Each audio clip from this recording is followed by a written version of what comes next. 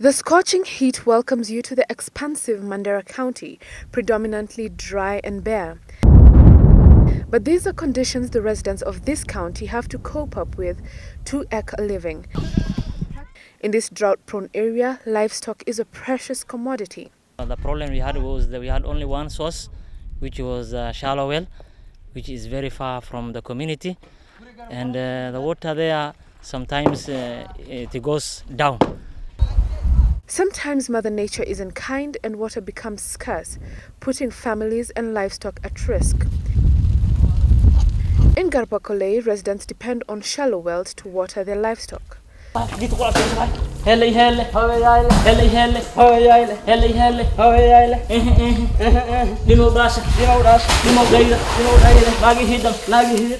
residents praise the water and livestock, praying there will be plenty in times ahead. This water source is not only depended on by locals, but residents of neighboring Somalia as well. We need more traps, we need more shallow wells to be dug. Since water is life, water sustainability is a priority. A need practical action Eastern Africa, with the assistance of USAID or FDA, is working with the residents of Mandera County to address. In a project dubbed Vulnerability to Resilience V2R, project manager Alkia Mohammed knows all too well why it needs to work. Rehabilitating 3 shallow wells, we have already done one, and constructing 2 water troughs. Construction of these water structures, combined with the software which we are training communities and capacity building them, will translate into reduced walking distance for women who are engaged in collection of water, in fetching water. It will also mitigate the risks of the cyclic drought and build communities' resilience. The work has already begun in all the 3 sectors of agriculture and livestock, water development and hygiene, economic recovery and market development, targeting Mandera, Ramu, Ashabito and Halalio locations. The project is intended to build communities' resilience towards shocks and hazards faced as a result of the cyclic drought. The rains we are not benefiting. There is a hill which is around the village. And so when the water comes now, we wanted that catchment of that water to go into that tank, so that we benefit that water, and then we live along with the shallow wells, which in health-wise is not something good-wise. Because the water and the tanks, normally some of them are not covered. But beyond that, women who often trek over 10 kilometers to fetch water for their daily chores had their needs addressed as well. The mothers are suffering, and they are traveling to shallow wells, which is 5 kilometers from here, and doing that shallow wells again. They are doing pulling for themselves. Then to see that, we have now bring the underground tank to near to the mothers. The water project also addresses the pertinent issues of hygiene and poor sanitation. Everywhere you see dust. We never used to wash our hands after using the toilet. The water we fetch from the shallow wells, we just drink. With training under the Water Sanitation and Hygiene Project, women are beginning to see a difference in their households, especially where waterborne disease and contamination are concerned. 20 mothers in Garbakole have benefited from the hygiene awareness sessions. In addition, 20 households in Garbakole and Kuramkhmathao have been reached through house visits to reach mothers as a channel of hygiene communication. The frequency of children going to hospitals due to diarrhea and such-like complications have reduced significantly. The rate of illness has reduced. They don't get hospitalized as much. These shallow wells, there is so much contamination, and there is contamination at source and also during transport and handling, and also for the mothers, so they need to adopt boiling as one of the ways of making the water safe. They are also adopting other practices in relation to waste disposal and excreta disposal at their households.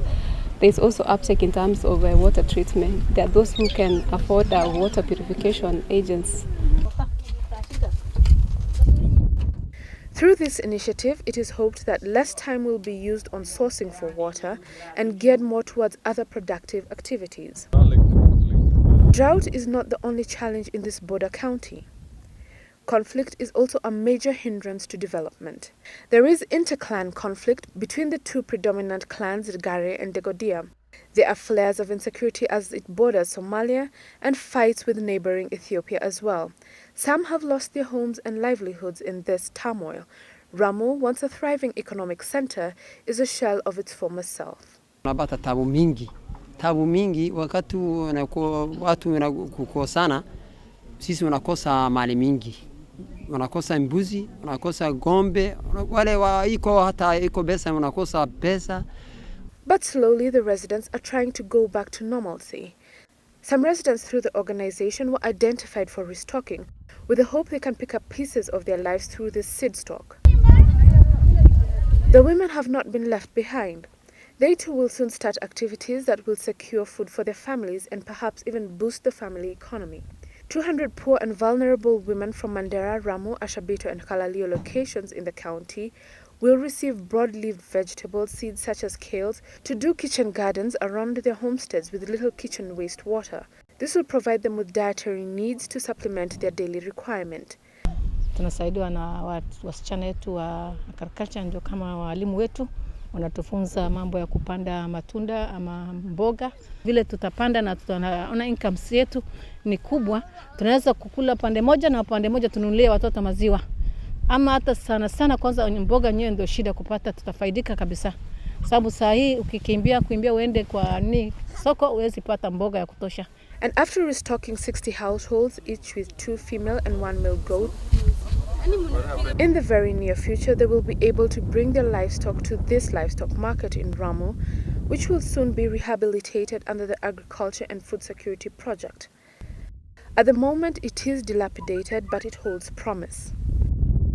What Practical Action has agreed with the community here is to try and renovate this structure so that vibrant marketing activities will go on. Usually, animals come here in hundreds, if not thousands, from also across the border and also from within the community here of Ramu. And whereas the Ramu livestock market is deserted due to the ongoing inter-clan conflict, the market in Mandera town is a beehive of activity. There are mothers who sell tea there. They all go, some mothers who are selling grass here. There's also somebody who will come with a kettle. There's a certain broker who will lead that kettle. That broker will get a small tea from that kettle now. But this market that serves 3 different countries, Ethiopia, Somalia and Kenya, will soon have a facelift after the stakeholders received trainings on marketing and related aspects under the project. Rehabilitating all the crashes, we will be building, we are yet to start. We are yet to start building loading ramps and bays. Rehabilitation of market stalls, development of access to farms. So far, these projects by Practical Action Eastern Africa are in progress and are providing valuable lessons, experiences and insights that would be important in replication of similar projects. Further, the current project is a pilot spanning only a limited area for a period of 1 year and scaling up of project activities and interventions to cover the larger Mandera County would be best to address the critical needs of the vulnerable and undeserved disaster-prone population. This will bring into realization the long-term objective of a society that is self-sufficient and resilient to shocks and hazards emanating from droughts.